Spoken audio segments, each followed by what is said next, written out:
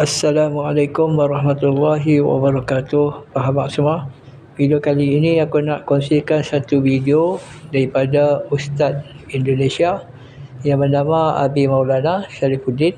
Jadi dalam video tersebut dia menceritakan kisah dia berdebat dengan puak-puak Wahabi. Jadi aku nampak macam menarik perdebatan itu tentang sifat 20. Seperti sedia maklum, kita tahu Wahabi ni satu puak yang jahil, yang tak tahu apa-apa. Mereka hanya mendengar daripada guru-guru mereka.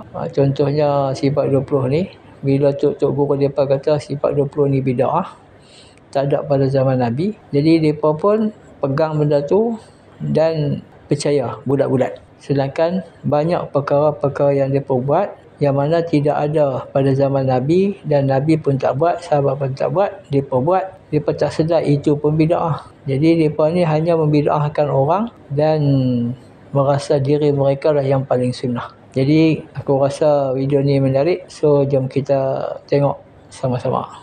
Pendapat Wahabi berbeda dengan Ahlussunnah wal Jamaah tentang Allah.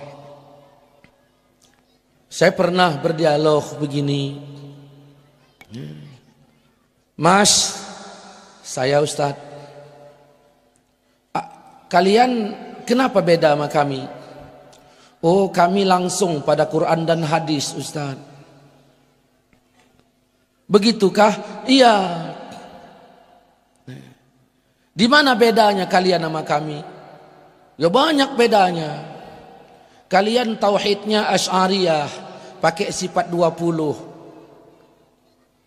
Terus, kalau kami tauhid uluhiyah, rububiyah, asma wa sifat. Yang mana yang asli? Yang kami, yang 20 bid'ah. Nabi pernah membagi tauhid dibagi 3. Tolong riwayat siapa? Nabi nggak pernah membagi tauhid jadi 3, Pak. Nggak pernah. Sahabat tidak pernah. Tidak pernah.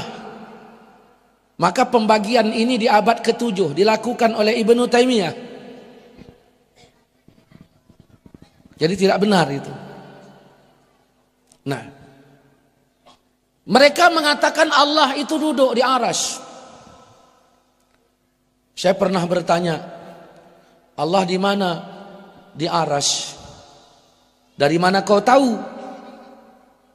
Al-Quran yang bilang, Ustaz. Mana ayatnya?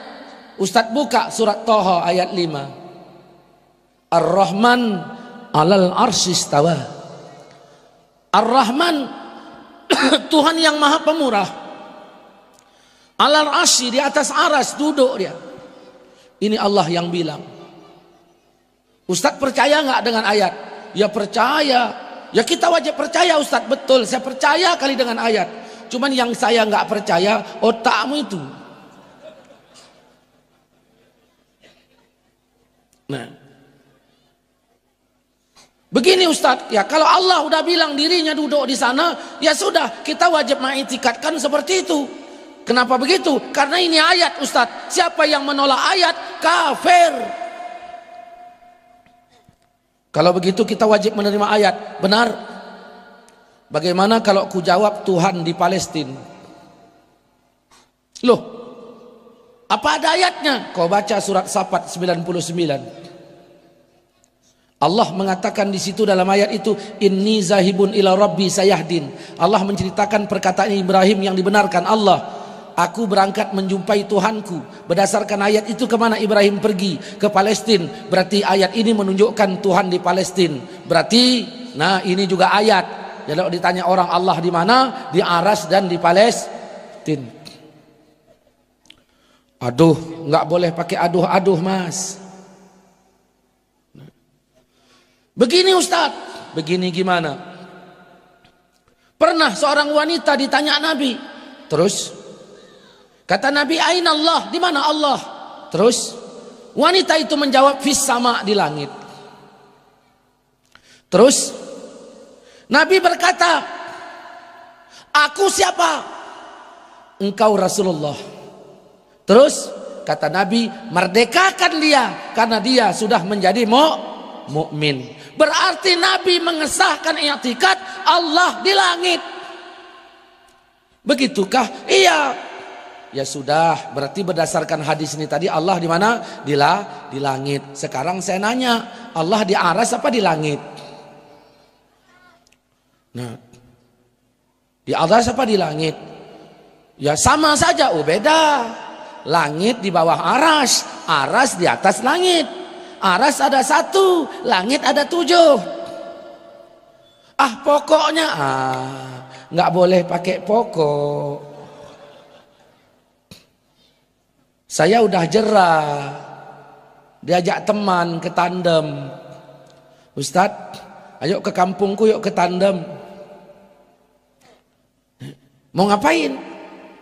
Nah, makan duren. Apa ada? Pokoknya adalah udah hidup mobil, pergi ke sana, makan duren dalam hati. Sampai ke sana, saya tanya, durennya mana? Pokoknya. Gratis kawan tadi diantar. Hanya modal pokok duren. Ini bicara kebenaran, bukan bicara main pokok-pokok. Tadi kau bilang Allah di aras. Sekarang Allah di langit. Nah, kalau begitu saya juga punya dalil. Kata Nabi, kalau kamu sholat jangan meludah ke depan, karena antara engkau dengan Ka'bah ada Allah. Berarti Allah di bumi. Al-Quran surah Al-An'am ayat 3 mengatakan, wa huwallah fis samawati wal ard. Dianya Allah di langit dan di bumi. Begini loh Ustaz. Begini gimana? Bukti bahwa sesungguhnya Allah di atas. Nabi Muhammad Isra Mi'raj itu kemana? Ya ke langit. Terus kalau ke langit, ini menunjukkan Tuhan itu di atas. Ini makanya kami mengatakan Allah itu di atas. Oh, begini loh.